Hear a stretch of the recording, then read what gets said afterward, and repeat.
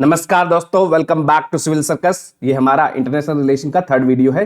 Late us start. आज का जो हमारा टॉपिक है पहला वो है United Nation adopts Gaza resolution. United Nation की जनरल असेंबली है, that is the one of the principal organ of United Nation. उसने गाजा रेजोल्यूशन अडॉप्ट किया था। ठीक है, has passed a resolution. UNGA has passed a resolution calling for the immediate humanitarian truce between the Israel and Hamas, demanding aid access to Gaza. ठीक है, तो 120 countries ने इसको सपोर्ट किया था। 45 country including India has absent from this resolution. ठीक है, तो Gaza resolution is related with Israel and Palestine से रिलेटेड है एंड यूएनजीए में इसको लाया गया था। यूनाइटेड नेशन जनरल असेंबली कब एस्टेब्लिश हुई थी? 1945 के अंदर एस्टेब्लिश हुई थी under the charter of United nation. ठीक है, इसका हेडक्वार्टर कहां पे है? न्यूयॉर्क में इसका हेडक्वार्टर है। It is one of the 6 principal organ of United Nation and it is main policy making body of the United Nation की सबसे ज्यादा मेन जो बॉडी है वो कौन सी है? यूनाइटेड नेशन जनरल असेंबली है। ऑल द कंट्रीज जो यूनाइटेड नेशन के मेंबर हैं वो इसके मेंबर होते हैं। 193 member states are part of United Nation General Assembly. ठीक है, each member have a equal vote, तो इनका एक वोट होता है। ठीक है, तो 1 vote is there, each member का एक ही वोट होता है। ठीक है, एंड इसके कुछ अचीवमेंट बताए हुए हैं यूनाइटेड नेशन जनरल असेंबली के, जैसे कि 2000 में अडॉप्ट की गई थी मिलेनियम डिक्लेरेशन, तो एमडीजीज अडॉप्ट किए गए थे। फिर उसके बाद में 2005 के अंदर क्या है? वर्ल्ड समिट आउटकम डॉक्यूमेंट आता है। फिर 2015 में 17 SDG were adopted by the United Nation General Assembly. ठीक है, नेक्स्ट इज इंडिया और यूएन के साथ मिलके क्या है? कैपेसिटी बिल्डिंग करेगा किसकी? जो ग्लोबल साउथ की कंट्रीज हैं उसकी कैपेसिटी बिल्डिंग करने के लिए इंडिया ने यूनाइटेड नेशन के साथ मिलकर एक कैपेसिटी बिल्डिंग इनिशिएटिव लॉन्च किया है।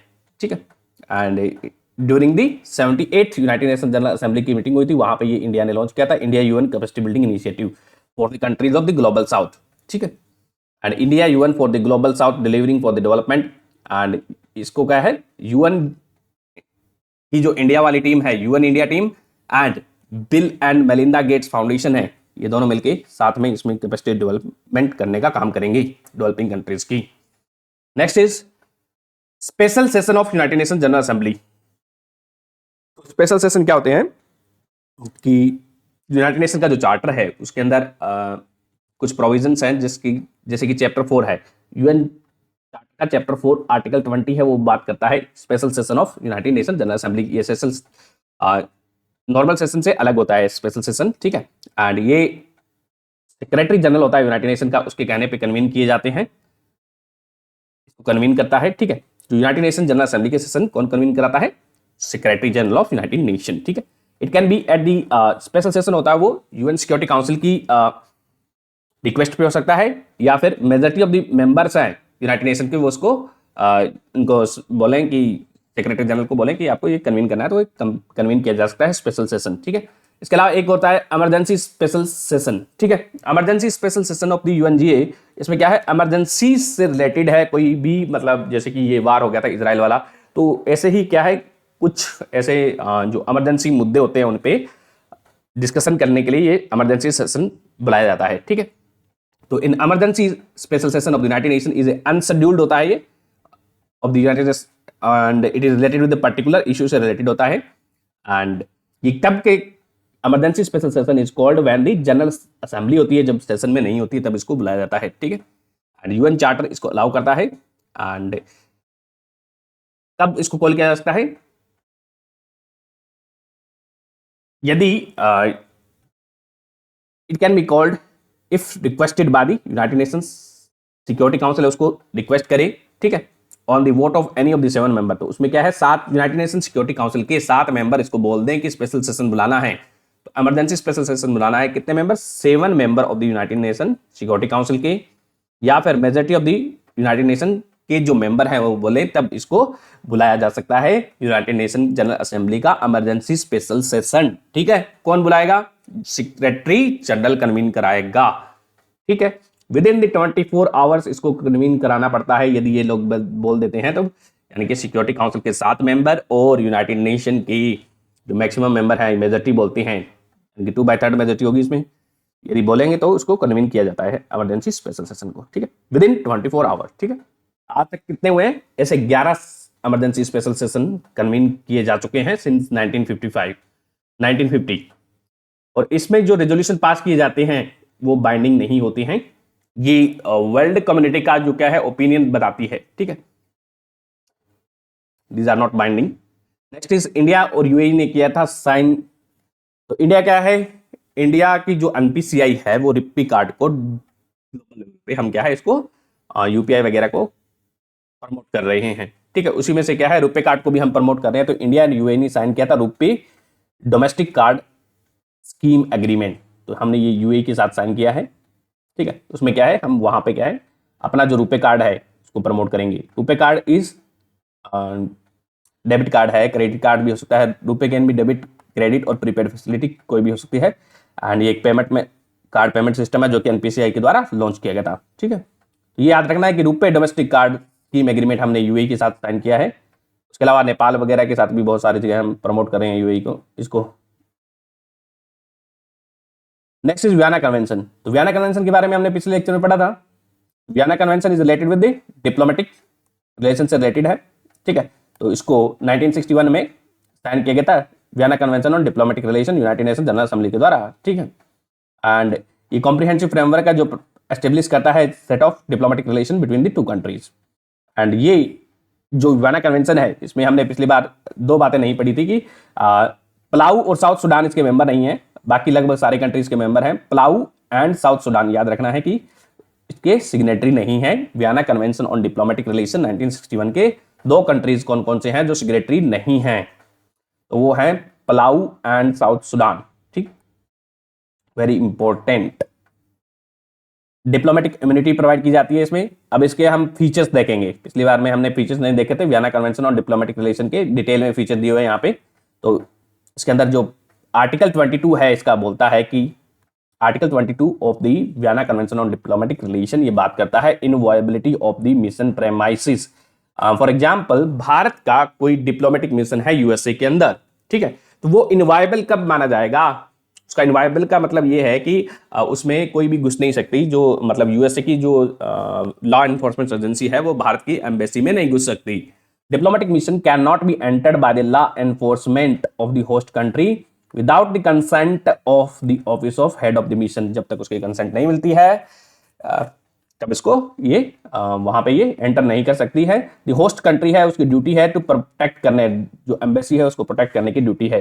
ठीक है, होस्ट कंट्री की फ्रॉम इंट्रूजन, डैमेज, डिस्टर्बेंस और इन्फ्रिंजमेंट ऑफ डिग्निटी। तो इनवायबिलिटी का मतलब समझ में आ गया होगा कि जो मिशन है एम्बेसी है उस पर आप कब्जा नहीं कर सकते, उसमें इंट्रूड नहीं कर सकते, उसमें छानबीन नहीं कर सकते without the permission of head of the mission. ठीक है, उस एम्बेसी के हेड के बिना। दूसरा है inviolability of mission archive and documents.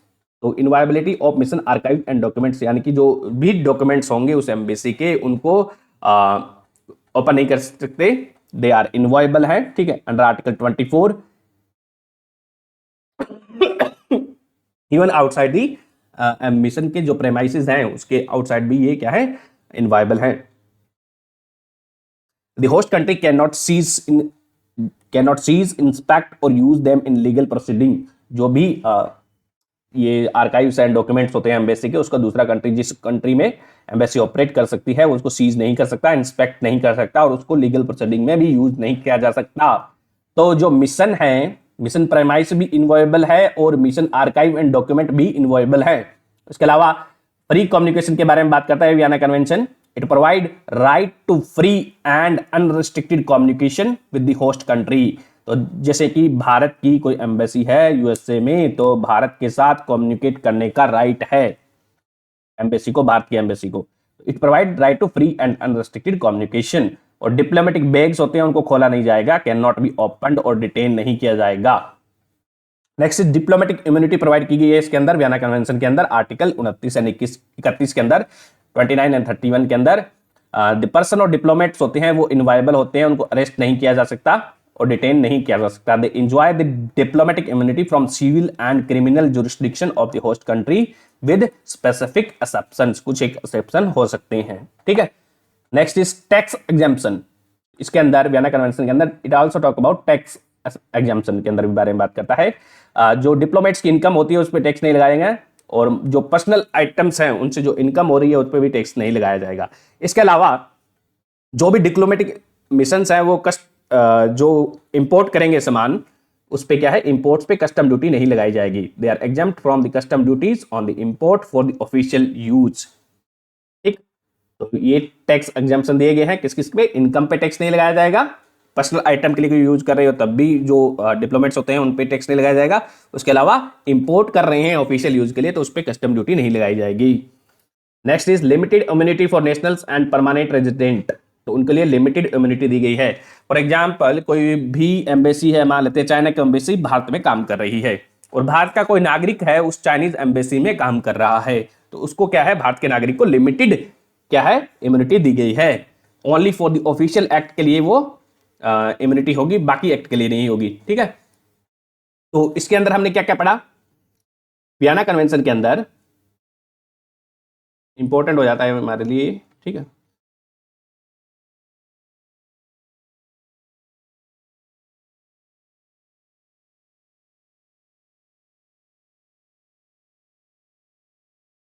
तो वियना कन्वेंशन क्या, इसके हमने दो मेंबर देखे, कोई पार्ट कौन कौन से नहीं है। पलाऊ एंड साउथ सुडान इसके पार्ट नहीं है। ठीक है, Palau and South Sudan are not its part. ठीक है, इसके अलावा ये इनवायबल है, mission premise is inviolable under article 22। Inviolability of mission archive and documents भी क्या है, इनवायबल है। फ्री कम्युनिकेशन प्रोवाइड करता है ये it provide diplomatic immunity provide करता है, टैक्स एग्जाम्पशन प्रोवाइड करता है, it provide the limited immunity और the national and permanent resident के लिए क्या है, ये लिमिटेड इम्यूनिटी देता है। वियना कन्वेंशन 1961 वाला, इंडिया की सिग्नेटरी है, दो कंट्रीज की सिग्नेटरी नहीं है, पलाऊ एंड साउथ सुडान। ठीक है, नेक्स्ट हम बात करते हैं इंडिया ऑस्ट्रेलिया 2+2 टॉक। तो बात की बहुत सारे कंट्रीज के साथ 2+2 टॉक चल रही है foreign and defence minister level पे। तो यूएस के साथ हमने 2018 में स्टार्ट की थी, ऑस्ट्रेलिया के साथ है, जापान के साथ है, रशिया के साथ है, यूके के साथ है। तो याद रखना है USA, Australia, Japan, Russia, UK, और किसी के साथ है तो आप मेरे को कमेंट बॉक्स में बता सकते हैं। Next is India and USA work on pact for quick return of stolen antiquity. तो स्टोलन एंटिक्विटी कैसे हो सकती है? जो कि एंटिक्विटी है, जो पुरानी आर्ट्स हैं, एंटिक्विटी किसे माना जाता है? तो भारत का एक एक्ट है, antiquity and art treasure act 1972। Antiquity and art treasure act 1972 या फिर आटा 1972 ये एक्ट है। It defined antiquity as any coin, sculpture, painting, epigraph or other work or art or craftsmanship that have been in existence for not less than 100 year, कम से कम जो 100 साल पुरानी है, और मैन्युस्क्रिप्ट, रिकॉर्ड या फिर डॉक्यूमेंट के केस में क्या है, वो कम से कम 75 साल पुरानी है, तब उसको क्या है, ये एंटिक्विटी माना जाता है। ठीक है, any coin, sculpture, painting, epigraph, work, craftsmanship कम से कम 100 साल पुरानी हो, और मैन्युस्क्रिप्ट या फिर कोई रिकॉर्ड है वो कम से कम 75 साल पुराना हो, तब उसको क्या है, एंटिक्विटी माना जाता है। ठीक है, under the antiquity and art craft act 1972 के अंदर। ठीक है, ये भारत का एक्ट है। तो भारत से क्या है, कुछ जो मंदिर वगैरह से मूर्तियां वगैरह क्या है, चुरा के दूसरे देशों में स्मगलिंग की जाती है। ठीक है, तो उनको फिर वापस लाने के लिए भारत सरकार क्या है, काम कर रही है, बहुत सारे एग्रीमेंट वगैरह साइन कर रही है। तो ऐसी न्यूज थी कि भारत सरकार है वो कल्चरल प्रॉपर्टी एग्रीमेंट है वो यूएसए के साथ साइन करेगी। इस एग्रीमेंट में क्या होगा कि जैसे ही कोई भी स्टोलन आर्टिफैक्ट है हमारा, वो यूएस के बॉर्डर पे जाता है और वहां पे वो लोग पकड़ लेते हैं उसको, तो फिर उसको तुरंत रिटर्न कर दिया जाएगा। ठीक है, बॉर्डर से ही क्या है, उसको वापस रिटर्न कर दिया जाएगा और भारत को प्रूव नहीं करना पड़ेगा कि ये आइटम हमारा है। अदरवाइज सरकार को प्रूव करना पड़ता है, आर्कियोलॉजिकल सर्वे ऑफ इंडिया को प्रूव करना पड़ता है कि ये आर्टिकल, ये जो सामान है वो हमारा देश का है। ठीक है, तो विदाउट इस झमेले के गोइंग थ्रू, इस झमेले से बचने के लिए क्या है, भारत यूएसए के साथ क्या है, कल्चरल प्रॉपर्टी एग्रीमेंट साइन करना चाहता है, वो अभी साइन हुआ है। तो ये न्यूज में था इसलिए। ठीक है, तो याद रखना है भारत किसके साथ करेगा, यूएसए के साथ कल्चरल प्रॉपर्टी एग्रीमेंट साइन करने के बारे में बात चल रही है। ठीक है, ताकि जल्दी से उनको एंटिक्विटीज आइटम्स है उनको वापस रिटर्न किया जा सके। एंड ये आटा एक्ट अभी हमने 1972 के बारे में डिस्कस किया था, तो इसके अंदर और प्रोविजन क्या है? AATA 1972 is antiquity and art treasurer act 1972, इसके अंदर ये बोला हुआ है no person can export any antiquity or art treasure को एक्सपोर्ट नहीं कर सकता, ठीक है, जो कि कम से कम 100 साल पुरानी और 75 साल पुरानी, उसको एक्सपोर्ट नहीं कर सकता other than central government. Central government को छोड़ के कोई भी पर्सन है, कोई भी बंदा है, उसको एक्सपोर्ट नहीं कर सकता।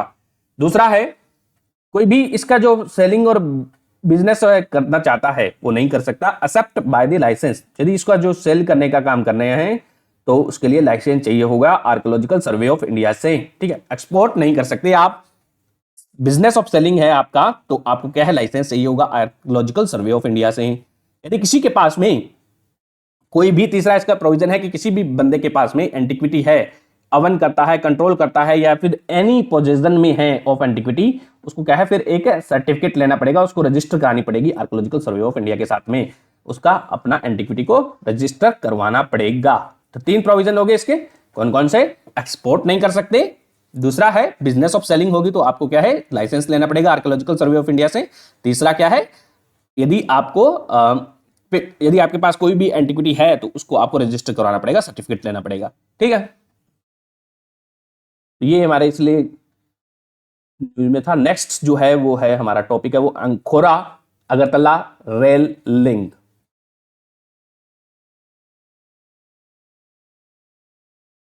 अखोरा अगरतला रेल लिंक, तो अखोरा पड़ता है बांग्लादेश में, ठीक है, अगरतला तो भारत में ही है, त्रिपुरा में, ठीक है। इन दोनों के बीच में एक रेल लिंक बनाया गया था, एंड जो रेल लिंक है वो भारत वाली साइड थी, उसको बनाया गया था मिनिस्ट्री ऑफ नॉर्थ ईस्ट की जो मिनिस्ट्री थी उसके पैसे से बनाया गया था, और जो बांग्लादेश वाली साइड थी उसमें ये इसको कनेक्ट करने के लिए बनाया गया है, तो उसको बनाया गया था मिनिस्ट्री ऑफ एक्सटर्नल अफेयर है, उसकी असिस्टेंस से इसको बनाया गया है, ठीक है। तो ये कनेक्टिविटी प्रोवाइड करेगा इंडिया को, जैसे चिटगाम पोर्ट है उससे कनेक्ट करते हुए ये हाईवे से इसको कनेक्ट कर देगा ये, एंड उससे क्या है फिर ट्रांसपोर्ट किया जाएगा, फ्राइट एंड जो भी चीजें हैं, ठीक है। तो अकोरा इज इन, कहाँ पे आपको याद रखना है कि बांग्लादेश के बीच में है, एक रेलवे लाइन बिछाई गई है भारत के द्वारा, ठीक है, 12 किलोमीटर की रेलवे लाइन है। नेक्स्ट जो टॉपिक है वो है यूएस चाइना समिट। तो एशिया पैसिफिक इकोनॉमिक कॉर्पोरेशन का एक समिट हुआ था, उसी पे साइड लाइन पे ये बातें हुई थी, ठीक है, इन दोनों के बीच में बायलैटरल समिट हुआ था यूएस एंड चाइना के बीच में। एशिया पैसिफिक इकोनॉमिक कॉर्पोरेशन एक ऑर्गेनाइजेशन है जिसको बनाया गया था 1989 में, इसको बनाया गया था। It is a regional economic forum, ठीक है, इंडिया इसका मेंबर नहीं है, India is not a member of Asia Pacific Economic corporation, ये याद रखना है। इसको कब बनाया गया था? 1989 में बनाया गया था। इसका एम क्या था? To leverage the growing interdependence of the Asia Pacific countries and create a prosperity for the people through the regional economic integration। तो ये रीजनल इकोनॉमिक इंटीग्रेशन है, यानी कि ग्लोबलाइजेशन को बढ़ावा देने के लिए इसको बनाया गया था। एंड इसमें क्या है, इकोनॉमीज पार्ट होती हैं, it has been operating on the basis of non binding commitment होते हैं इसमें, ठीक है, नॉन बाइंडिंग कमिटमेंट के बेसिस पे ये काम करता है, एंड वॉलेंट्री बेसिस पे। कितने मेंबर है? 21 members are part of it. And criteria है इसका एशिया पैसिफिक इकोनॉमिक कॉर्पोरेशन को ज्वाइन करने के लिए, ये जरूरी नहीं है कि आप के पास सॉवर्जिनिटी हो, ठीक है, it has to be economic entity होनी चाहिए, ये जरूरी है। तो independent economic entity can join it but not necessary a sovereign state होना चाहिए। फॉर एग्जांपल हांगकांग है, वो सोवर्जन नहीं है, एक इकोनॉमिक है, इंडिपेंडेंट एंटिटी है, तो उसने ज्वाइन किया हुआ है, वो उसका अलग से मेंबर है। चाइना भी मेंबर है और हांगकांग भी अलग से इसका मेंबर है, ठीक है। तो इसमें कितने मेंबर है? 21 मेंबर है। के मेंबर देखें तो Australia, Brunei, Hong Kong, New Zealand, Papua New Guinea, Philippines, Indonesia, China, Japan, South Korea, Russia, Canada, United States, Mexico, Peru, Chile, Malaysia, Vietnam, Singapore, Thailand and Taiwan. तो इसके 21 मेंबर हैं, आपको याद रखने हैं। मैप के थ्रू हम देखें तो इसके मेंबर कौन कौन से हैं?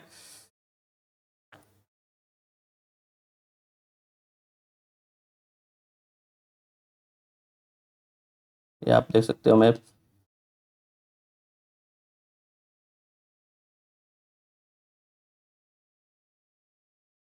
तो मैप के थ्रू हम एशिया पैसिफिक इकोनॉमिक कॉर्पोरेशन के मेंबर देखते हैं।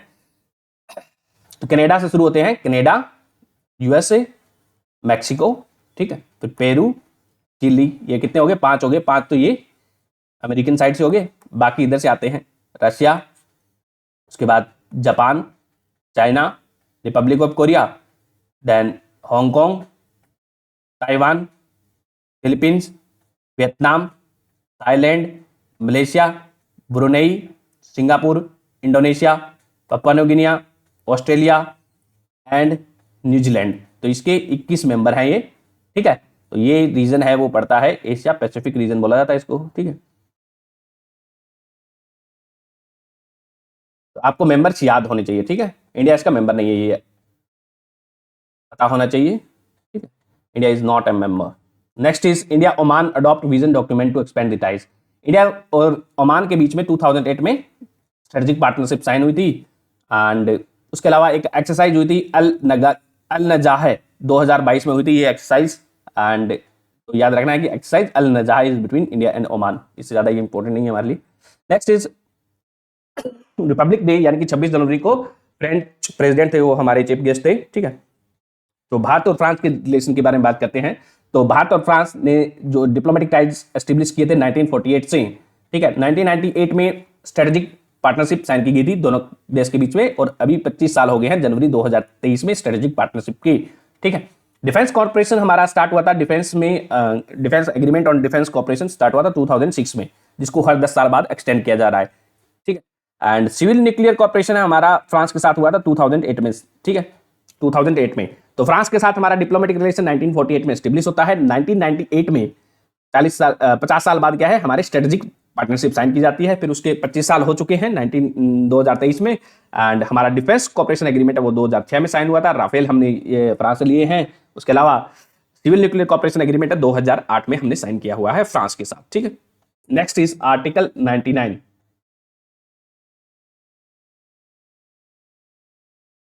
Article 99 of the United nation charter.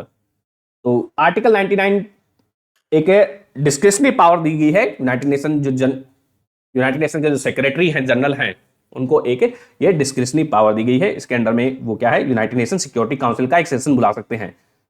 He can invoke the article 99 का इन्वोक करते हुए, यूज करते हुए क्या है, सेशन बुलाया जा सकता है सिक्योरिटी काउंसिल का, और वहां पे वो डिस्कशन हो सकता है, ठीक है। परंतु ये रेजोल्यूशन अडॉप्ट करे वो यूनाइटेड नेशन सिक्योरिटी काउंसिल की अपनी चॉइस होगी, ठीक है। क्योंकि यूनाइटेड नेशन सिक्योरिटी काउंसिल में क्या है, मेंबर्स के पास वीटो है। तो कोई भी रेजोल्यूशन है यूनाइटेड नेशन सिक्योरिटी काउंसिल में अडॉप्ट करने के लिए क्या चाहिए, any resolution in united nation security council has been adopt. जब कब अडॉप्ट किया जाता है, जब उसमें कम से कम 9 वोट हो फेवर में और कोई भी वीटो नहीं हो। कम से कम 9 वोट फेवर में होने चाहिए। दूसरी कंडीशन इसके साथ में क्या है, कोई भी वीटो नहीं होनी चाहिए P5 की, ठीक है। तब यूनाइटेड नेशन सिक्योरिटी काउंसिल के अंदर क्या है, रेजोल्यूशन अडॉप्ट किया जाएगा, ठीक है। 10 नॉन परमानेंट मेंबर होते हैं, 5 परमानेंट मेंबर होते हैं। 5 परमानेंट मेंबर है, दे हैव वीटो पावर होती है। तो कोई भी रेजोल्यूशन पास होने के लिए कितने वोट चाहिए, कम से कम 9 वोट चाहिए। दूसरी कंडीशन क्या है, कोई भी वीटो नहीं होनी चाहिए, ठीक है। एंड आर्टिकल 99 का यूज करते हुए जो यूनाइटेड नेशन का सेक्रेटरी जनरल है, यूनाइटेड नेशन का सेक्रेटरी जनरल, वो बुला सकता है यूनाइटेड नेशन सिक्योरिटी काउंसिल का सेशन बुला सकता है, ठीक है। परंतु जब ये बोल देगा ना, आर्टिकल 99 को इन्वोक करेगा, तब जो United nation security UN security council है ना, उसका प्रेसिडेंट होता है, एक प्रेसिडेंट होता है। तो यदि यूनाइटेड नेशन जनरल सेक्रेटरी है, जनरल सेक्रेटरी, वो उसको बोलेगा कि आपको आर्टिकल 99 के अंदर में ये मैं बुलाना चाहता हूं, इसका स्पेशल सेशन बुलाना चाहता हूं सिक्योरिटी काउंसिल का, तो उसको बुलाया जा सकता है सिक्योरिटी काउंसिल के द्वारा। इसके अलावा हम स्पेशल सेशन के बारे में बात कर चुके हैं। Article 99 is discretionary power given to united nation security general, ठीक है। इसको पहले भी इन्वोक किया गया है, 4 बार पहले इन्वोक किया गया है, 4 बार, ठीक है। कांगो में, ईस्ट पाकिस्तान यानी कि जब बांग्लादेश बना था तब इसको इन्वोक किया गया था, इजराइल बना था, लेबनान बना था तब लेबनान में भी इसको इनको क्या था, इन्वोक किया गया है। तो पहले भी इन्वोक किया जा चुका है article 99। Next is US launches multinational push to safeguard the red sea commerce. तो रेड सी में, रेड सी इंपॉर्टेंट इसलिए हो जाता है कि यहाँ पे क्या है, पायरेसी वाला कुछ चल रहा था, ठीक है। तो आपको याद रखना है कि रेड सी की लोकेशन पता होनी चाहिए, कौन कौन से कंट्रीज को टच करते हैं रेड सी को। एंड बोब अल मंडाब है वो कनेक्ट करती है विद रेड सी को, किससे, गल्फ ऑफ एडन से कनेक्ट करती है बोब अल मंडाब, ठीक है। और इसके साइड में इजिप्ट है, इजिप्ट, सूडान, इरिट्रिया, जिबूती इसको टच कर रहे हैं इधर से। इधर से कौन से कंट्री टच कर रहे हैं, येमेन कर रहा है और सऊदी अरेबिया कर रहा है। तो इस सारे कंट्री जो जो टच कर रहे हैं इसको आपको पता होना चाहिए, ठीक है।